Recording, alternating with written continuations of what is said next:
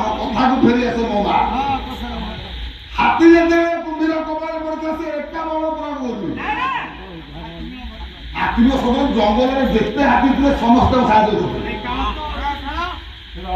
ଯେତେବେଳେ ଟାଣିଲେ ସେ ଉଦ୍ଧାର ଆଣିଲା କିଏ ଧରିଛି ନା କାହା ଧରିଛି ଆମ କଥା ଏଇଟା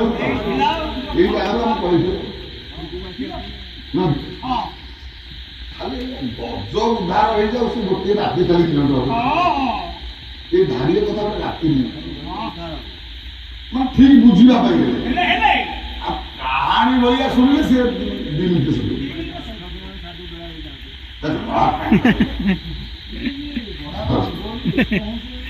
କାଳ ନା କାଳଟା ମୁଁ ସମସ୍ତଙ୍କର ଡର ସେଇଥିପାଇଁ ଭକ୍ତକର୍ମ ମନୋବୋଧ ବିଷୟରେ କହିଲେ ଯମ ଯେ ମଜା ନଇ ବାୟୁ ତ ଯୁବା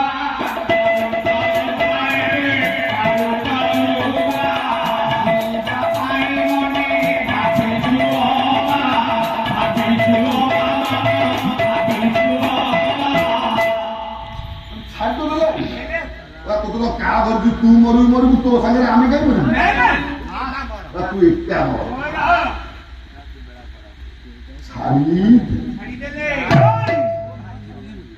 ସେଇଠି ହାତୀ ବିଚାର କଲା ଯାହାକୁ ମୁଁ ଏତେ ଭଲ ପାଉଥିଲି ମୋ ଆତ୍ମୀୟ ସଦର ବନ୍ଧୁବାନ୍ଧବ ମୋ ଭାଇମାନଙ୍କୁ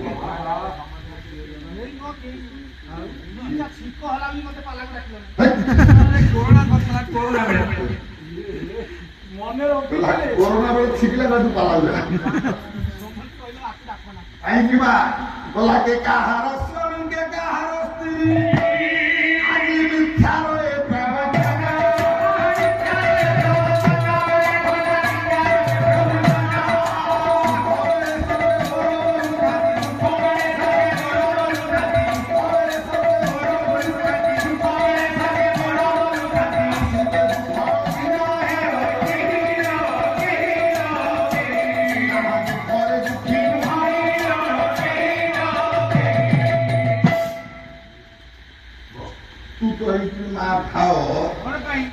ଯେତେବେଳେ କାନ୍ଦିବ ନା ସେତେବେଳେ ଏକୁଟିଆ କାନ୍ଦିବାକୁ ପ୍ରସ୍ତୁତ ହେଇଥାଏ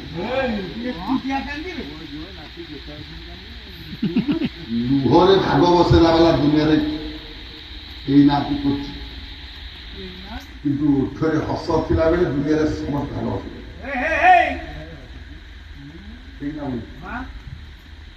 ଯେତେବେଳେ ତମ ଓଠରେ ହସ ଥିବ ଭାଗ ବସେଇବା ପାଇଁ ଅନେକ ଲୋକ ଅଛନ୍ତି କିନ୍ତୁ କାନ୍ଦିଲା ବେଳେ ସବୁବେଳେ ମନେ ରଖିଥାଉ ଏକା କାନ୍ଦିବା ପାଇଁ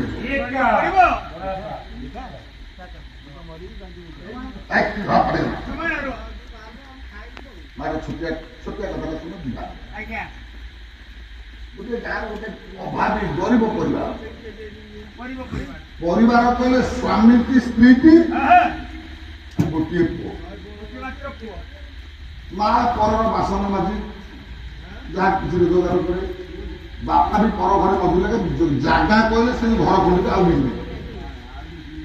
କେବଳ ପର ଘରେ ବାସନ ମାଜି ମା ପର ଘରେ ମଜୁରୀ ଲାଗି ବାପା ପରିବାରଟା ଦୁଃଖେ କଷ୍ଟ ତା ଭିତରେ ପୁଣି କେତେବେଳେ କିନ୍ତୁ ଉପବାସ ରହିବାକୁ ପଡେ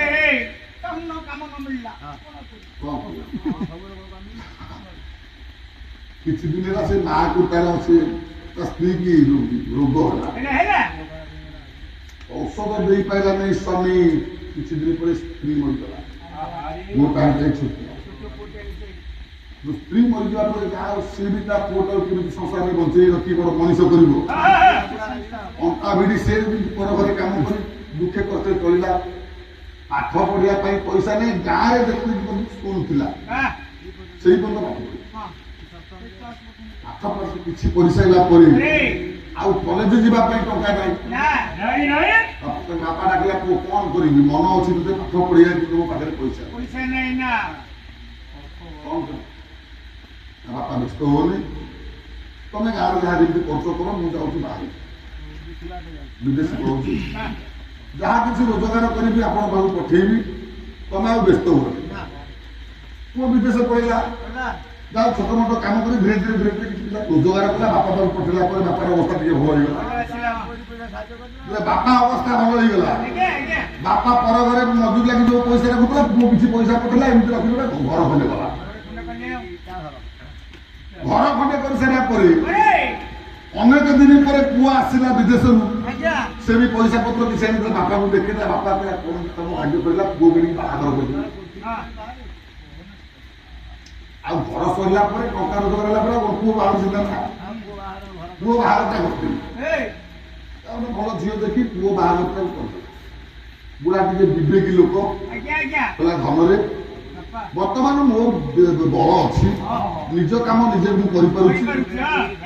ତୁ ବୋହୂକୁ ନେଇକିରି ବିଦେଶ ଯା, ତୁ ଏକୁଟିଆ କୋଉଠି ଖାଇବୁ କଣ କରିବୁ, ତୁ ବୋହୂଟା ବୋଲି ସାଙ୍ଗେ ଯା। ବାପା ଅନୁମତି ଆଗିଲା ଦେଇଦେଲା, କାଳେ ପୁଅ ବିଷୟଟା ପଚାରି ପାରୁନି, ରୋଷେଇ କରିବ ଖାଇବ କଣ କରିବ। ବାପା ବିବେକୀ ପୁରା ନାଇଁ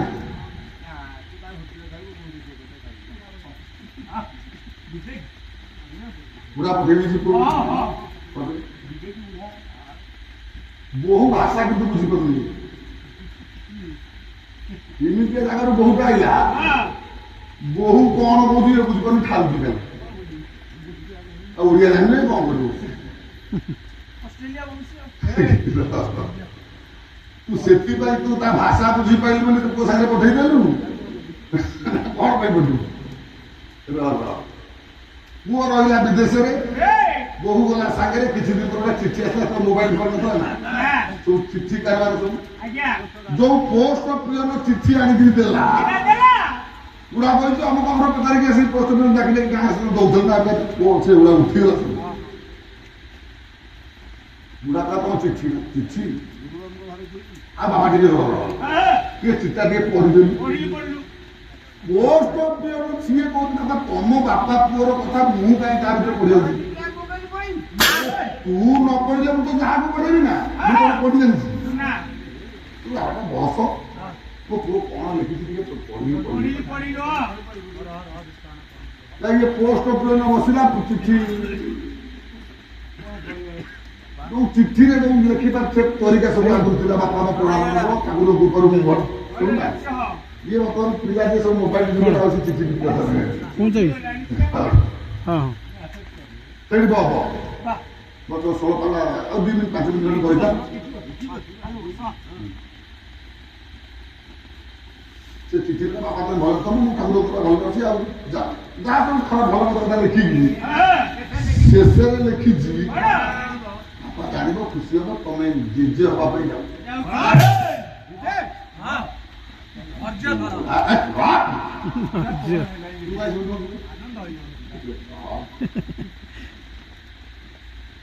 ଜେଜେ କଥା ଶୁଣିଲା ମାନେ ମୋ ପୁଅର କଣ ପିଲା ହବ,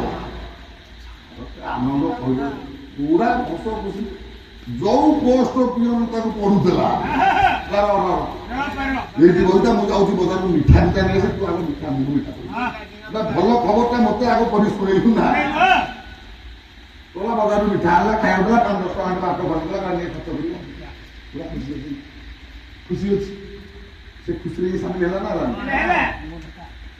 ଗଲା। ମୁଁ ଇଏ ପୋଷ୍ଟ ପିଅନ ଆଉ କିଛି ଦିନ ଗଲା, ଆରେ ଆଉ ଖଣ୍ଡେ ଚିଠି ପହଞ୍ଚିଲା କି ମାୟା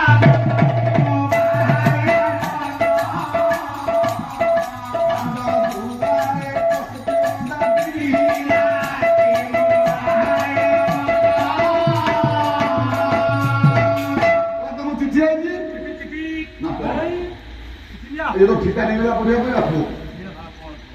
ବାପା ମୋର ପ୍ରଣାମ। ସେଇ ସବୁ ସେସବୁ ଲେଖିଛି, ବାପା ଖୁସି ହବ ତମର ଗୋଟେ ନାତିଟା ଗଲା ତ ସିଏ ଖୁସି ସଇଲା। ବୁଢା ଯୋଉ ପୋଷ୍ଟ ପିଅନକୁ ମିଠା ଦେଇଥିଲା ଖାଲି ଜେଜେ ହବ ବୋଲି ହେଇ ସାରିଲାଣି, ମାନେ ପୁଅଟା ଆଇଛି, ପୁଅଟା ହେଲେ ଯେତିକି ମା ଖୁସି ଘରେ, ଏ ଯୋଉ ଝିଅ ଜନ୍ମ ହେକି ଖୁସି ନାହିଁ।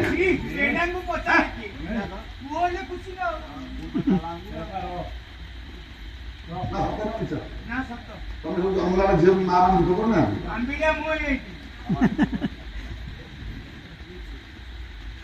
ଗୋଟିଏ ନରକୁ ଉଦ୍ଧାର କରେ ପୁରନନ୍ଦନ,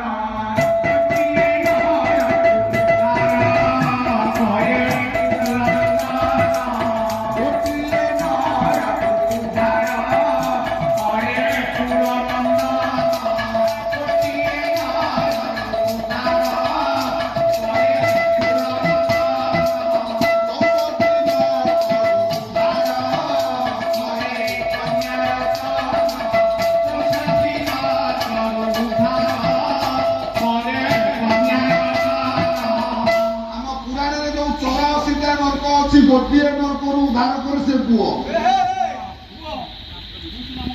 ବହୁତ ନାମକ ନର୍କରୁ ଉଦ୍ଧାର କରିବାରୁ ତା ନାଁ ହଉଛି ପୁଅ ଗୋଟିଏ ଆଉ 83ଟା ନର୍କ ରହିଲାଣି ଆଉ ପୁଅ ତ ଗୋଟିଏ ଉଦ୍ଧାର କଲା ଆଉ କୁଆଡେ ବସିକି ଗଲା ଆଉ କୁଆଡେ ଗଲା ଉଦ୍ଧାର କିଏ କରୁଛି ନା କରୁନି ଆମେ ବାପା ମା ବି ଜାଣିନେ ସେ କେତେବେଳେ ଉଦ୍ଧାର ହବ ଯୋଉ ତୁ ନର୍କରେ ପୁଅ ବାପା କେତେବେଳେ ପଡେ ଆଉ ପୁଅ ଉଦ୍ଧାର କରେ ଜାଣିଛ ନା ସେ ସମୟରେ ଗୋଟେ ପୁଅ କେତେବେଳେ ବାପାକୁ ଉଦ୍ଧାର କରେ ସେ ସମୟଟା କଣ ସେ କୋଉ ସମୟରେ ବାପାକୁ ଉଦ୍ଧାର କରିଥିଲା ସେ ଭାରି ଗହମ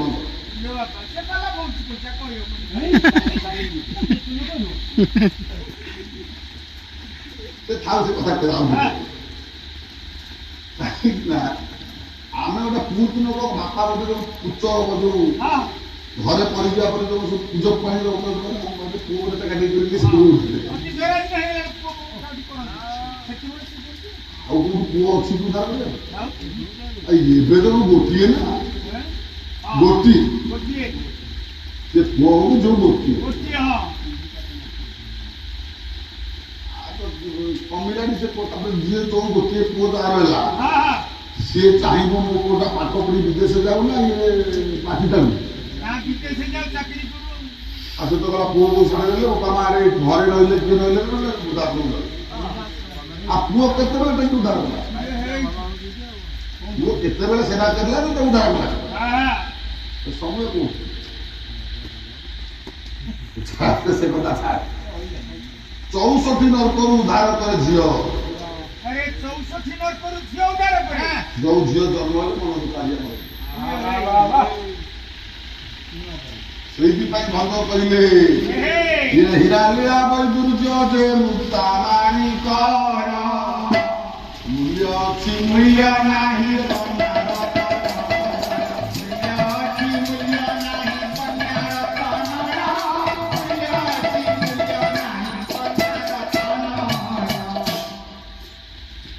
तो 64 नर्कରୁ ଆଉ ଥରେ ବାକି 19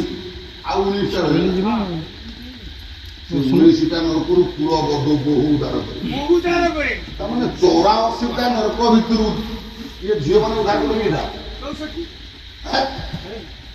ଇଏ ବହୁ ଝିଅ ସେଟା ଝିଅ ନା 83ଟା ନର୍କରୁ ଏ ଝିଅ ମାନେ ଉଦ୍ଧାର କର ଗୋଟିଏ ନର୍କରୁ ପୁଅ ଉଦ୍ଧାର କର ଏଠି ପୁଅ ପାଇଁ ବାଲା ହଉଛି ଆଉ ଏ ସୂର୍ଯ୍ୟକାନ୍ତ ଯଦି ଝିଅ ହେଇଥାନ୍ତେ ବାଲା ହେଇଥାନ୍ତା ହବ ଏ ଟେଣ୍ଡେ ବରା ଏ ବାଲା ବାଲା କୋଉଠୁ ଆସିଲେ ଖାଇବା ପିଇବା ସବୁ ହବ କି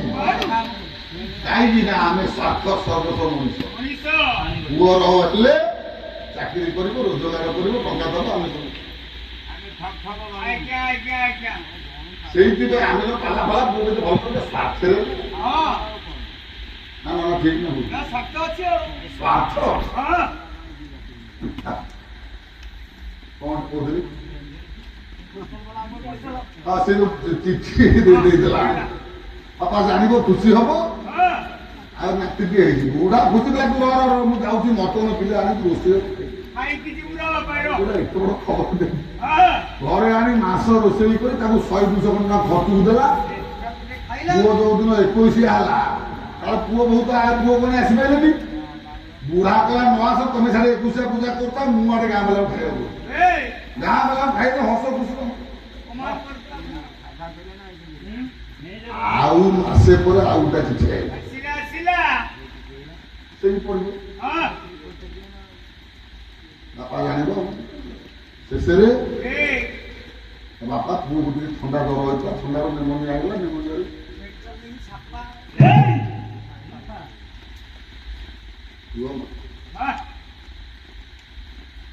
ଯୋଉ ଗାଁ ଲୋକ ଭୋଜି ଖାଇକି ଖୁସି ହେଇଥିଲେ ସିଏ ଆସି ସେ ବୁଢା ପାଖରେ କାନ୍ଦିନ୍ତି କି ଯୋଉ ପୋଷ୍ଟ ପିଅନ ଖବର ଦେଲା ବେଳେ ମିଠା ଖାଇଦେଲା ପୁଅ ହେଲା ଚିଠି ପଢିଲା ବେଳେ ମଟନ ଖାଇଦେଲା ସିଏ ବୁଢା ପାଖରେ ବସି କାନ୍ଦିଛି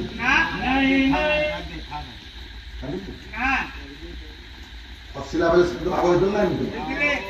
କିନ୍ତୁ କାନ୍ଦିଲା ବେଳେ କିଏ କାନ୍ଦିଲା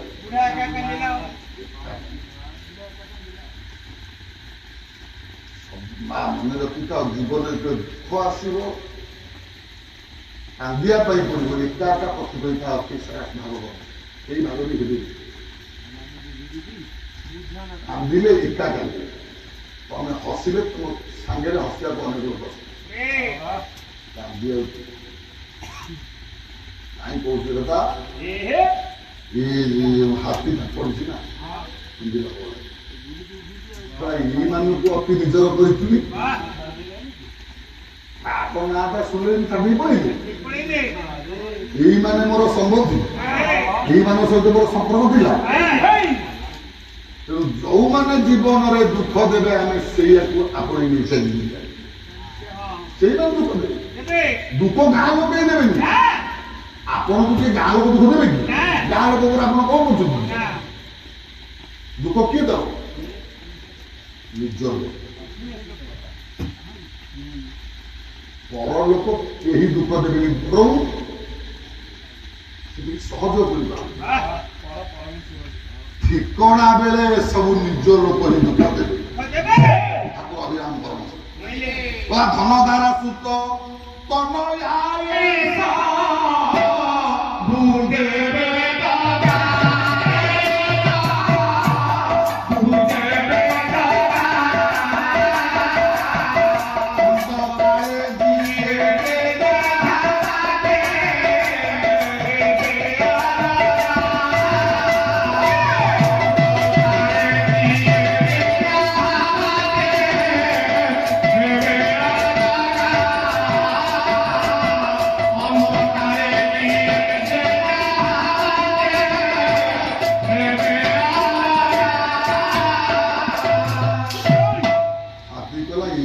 ସବୁ ନିଜର ଭାବିଥିଲି ସେତିକି ହାତୀ କଣ କଲା ସମସ୍ତଙ୍କ ପାଖରୁ ନିରାଶ ହେଲା ଶେଷକୁ ନିରାଶ ମା ସେ ପର୍ଯ୍ୟନ୍ତ ଆମେ ହାର ମାନିବୁନି ଯେ ପର୍ଯ୍ୟନ୍ତ ନିଜ ବାହୁରେ ବଳ ଥିବ ଯେ ପର୍ଯ୍ୟନ୍ତ ପକେଟରେ ଟଙ୍କା ଥିବ ଯେ ପର୍ଯ୍ୟନ୍ତ ବନ୍ଧୁ ବଳ ଭାଇ ବଳ ଇଏ ସବୁ ଥିବ ଦେଖୁନା ବାସ୍ତବ ପ୍ରତ୍ୟକ୍ଷରେ ଆପଣଙ୍କର ଯଦି ଦେହ ଖରାପ ହେଲା ଦଶ ବୁଝିଲେ 15 ଦିନ ଔଷଧ ଖାଇଲେ ଭଲ ହେଲେନି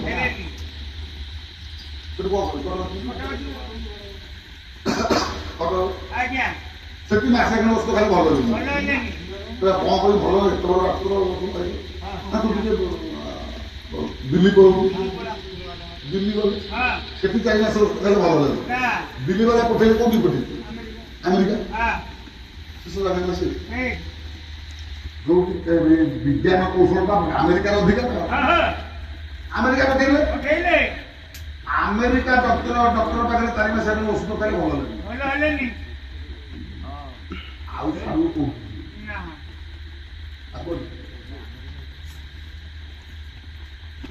ସେତିକି ବେଳେ ହାତ ଯୋଡ଼ିକି ପ୍ରଭୁ କେତେବେଳେ ଇଏ ଚୈତନ୍ୟ ଆମର ଉଦୟ ହୁଏ ତା ପୂର୍ବରୁ ନୁହଁ ମୋ ପକେଟରେ ଟଙ୍କା ଅଛି ମେଡିକାଲ ଈଶ୍ୱର ମନେ ପଡନ୍ତି ଯେତେବେଳେ ଟଙ୍କା ବଳ ଭାଇ ବଳ ବନ୍ଧୁ ବଳ ସବୁ ହାର ମାନିଯାଏ ସେତିକି ବେଳେ ପ୍ରଭୁ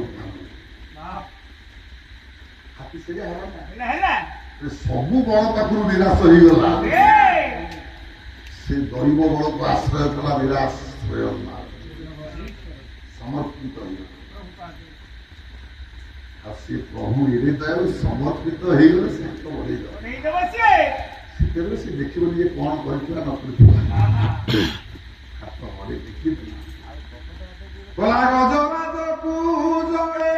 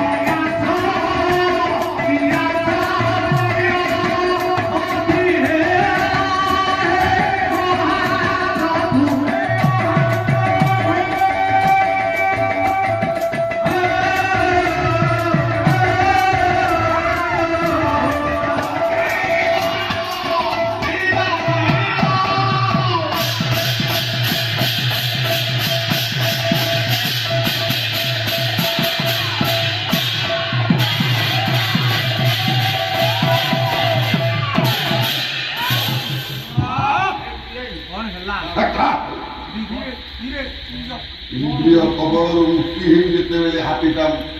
मनटा मनरूपी हस्ती जिते ईश्वर मार्गी हो गला आम सब इंद्रिय मार्ग भितर अच्छे राति पाइले केमती फूल तोड़ ठाकुर इंद्रिय मार्गी आम इंद्रिय काम कला चंदन घोरी ठाकुर लगे इंद्रिय काम कला ठाकुर पाखे चंद्र ना आमरी चंद्र को अपेक्षा ठाकुर पाखे फूल ना आमरी फूल को अपेक्षा ठाकुर पाखे खाइबा को आमरी नड़िया को रही आम दबा व्यस्त हाँ ठीक है माने आमर जिनिस अनैति खाए माने ता कृपा आम बचुचे आम भावुँ आम भावुचे बोले तार घर कर आम मजे करू से रहा तार खाया पाए आम ओडिया कमेदेव से खाइला आम प्रभु को दबा को व्यस्त हो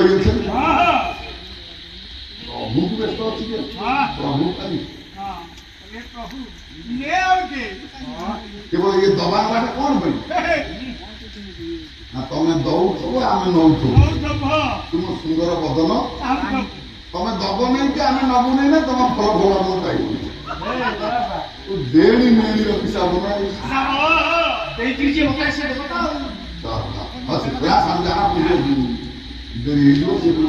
भोक भोक ये झील सब कौन खाई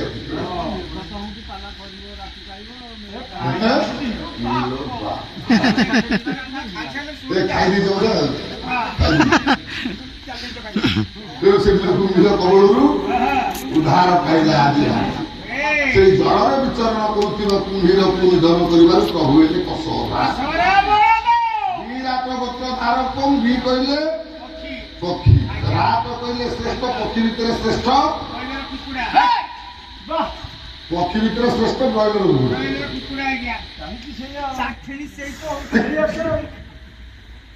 हेमंत जो गरुड़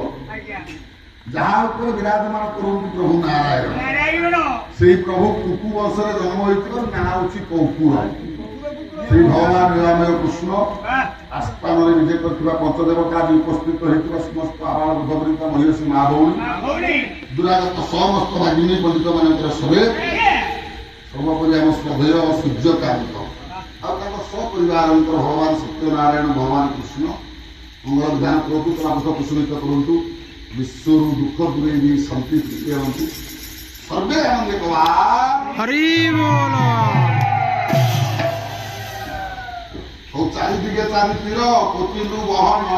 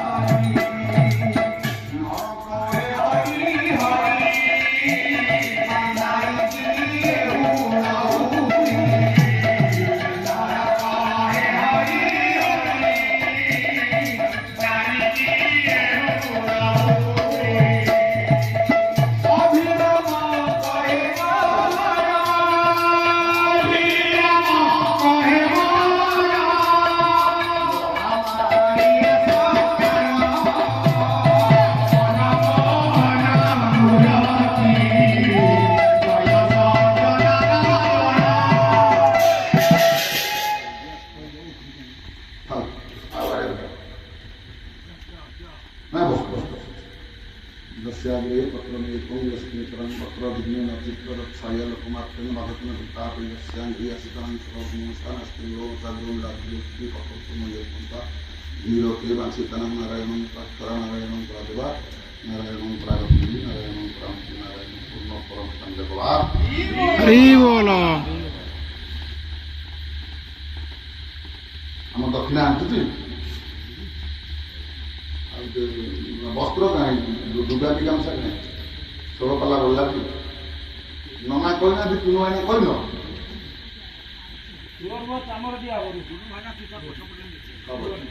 गोटे